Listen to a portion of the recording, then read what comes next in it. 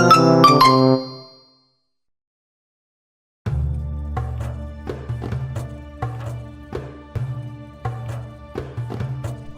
মুসা আলাইহিস সালাম একজন সফর সঙ্গী নিয়ে একদা সফরে যাচ্ছিলেন। তার ঝুলিতে 5টি রুটি এবং কিছু পানি ছিল। চলতে চলতে তারা ক্লান্ত হয়ে পড়ল। একটি জঙ্গলে গাছের নিচে বসে তারা বিশ্রাম করতে লাগলেন। এমন সময় হযরত মুসা ঝুলি থেকে 2টি রুটি বের করে একটি ওই ব্যক্তিকে খেতে দিলেন এবং একটি নিজে খেলেন। হযরত মুসা আলাইহিস সালাম প্রকৃতির ডাকে সাড়া দেওয়ার জন্য জঙ্গলের দিকে গেলেন। লোকটি সেই সুযোগে ঝুলি থেকে রুটি বের করে বাকি রুটিগুলো খেয়ে ফেলল।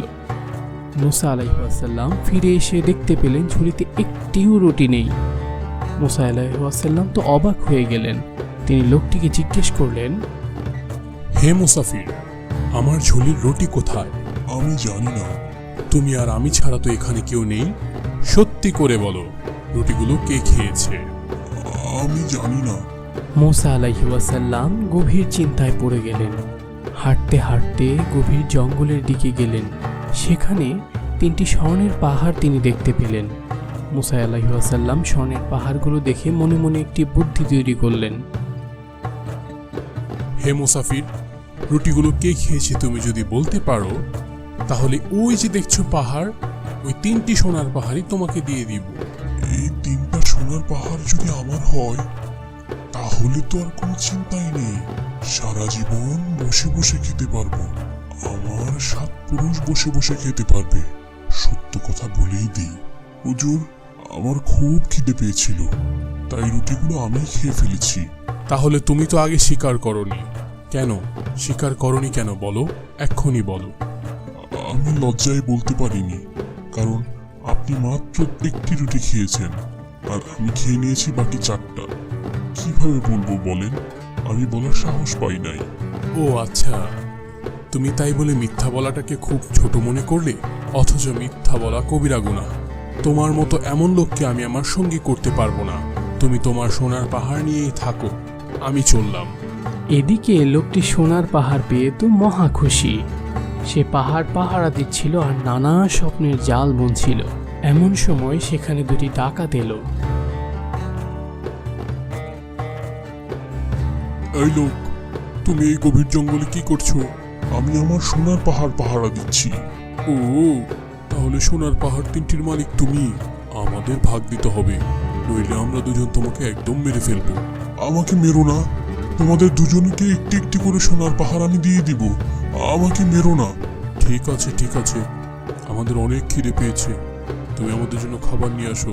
যাও যাও যাও। ঠিক আছে, তোমরা এখানে থাকো, আমি খাবার নিয়ে আসছি। লোকটি আর দেরি করল না। সে খাবারের সন্ধানে জনপদের দিকে গেল এবং একটি দোকান দেখতে পেল। দোকান থেকে সে কিছু রুটি কিনল। ভাই, আমাকে একটা রুটি দিন তো। সে রুটি কিনল এবং কোনো কারণবশতই আরেকটি দোকানে গেল এবং তারপর সে মনে মনে চিন্তা করল, শুধু শুধু ডাকাতদের কেন ভাগ দিব? ওদেরকে তো মেরে ফেললেই হয়। ভাই, আপনার এখানে কি বিষ হবে? কেন ভাই, আপনার বিষ কি দরকার? না ভাই, এমনি প্রয়োজন ছিল। ভাই, রাজার আদেশ আছে, কোনো কারণ ছাড়া বিনা কারণে কাউকে বিষ বিক্রি করা যাবে না, একদম নিষেধ। না না না ভাই, অবশ্যই কারণ রয়েছে। আমার বাড়িতে ইঁদুরের অনেক উপক্রম, তো সেগুলোকে মারতে আমার বিষ প্রয়োজন। আর এই যে দেখুন না, রুটি নিয়েছি, এই রুটিতে মাখিয়ে দিব যাতে ইঁদুর খেয়ে মারা যায়। এটাও কোনো সঠিক কারণ হলো না। আপনি বিনা কারণে ইঁদুর এভাবে হত্যা করতে পারেন না। ভাই, আসলে আমার দরকার, কোনোভাবে কি দেয়া যায় না? দেয়া যায়, কিন্তু এ কারণে কোনো সমস্যা হলে বিষয়টা কিন্তু আপনাকে গোপনই রাখতে হবে। আর আমাকেও কিছুটা খুশি করতে হবে আপনার। বুঝতেই পেরেছেন তো কি বোঝাতে চাচ্ছি? বুঝতে পেরেছি আপনি কি বোঝাতে চাচ্ছেন। আমি আপনাকে টাকা কয়টা বাড়িয়ে দিচ্ছি, আপনি দয়া করে আমাকে বিষটা দিন। ঠিক আছে, এই নিন। এই বিষ কাজ করবে তো? কাজ করবে না মানে? এটা মানুষ খেলে তো মানুষও মারা যাবে, ইঁদুর তো দূরের কথা। আচ্ছা ভাই, ধন্যবাদ। আর হ্যাঁ ভাই, কোনো সমস্যা যদি হয় ভুলেও কিন্তু আমার নাম নিবেন না, কারণ অনেক সময় বাচ্চারা ভুলে এটা খেয়ে ফেলে বা বাড়ির অন্য কোনো প্রাণী এটা খেয়ে ফেলে। কোনো কারণেও যেন আমার নাম সামনে না আসে। না ভাই, এমন কোনো সমস্যা নেই। আর যদি কোনো সমস্যা হয়, আপনার নাম আমি মুখেও নিব না।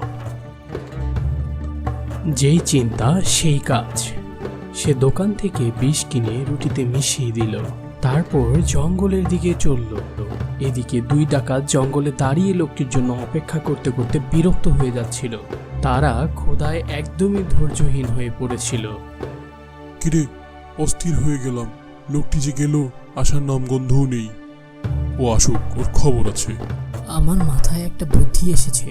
আমরা লোকটিকে যদি মেরে ফেলি তাহলে তো আমরাই সোনার পাহাড়ের মালিক।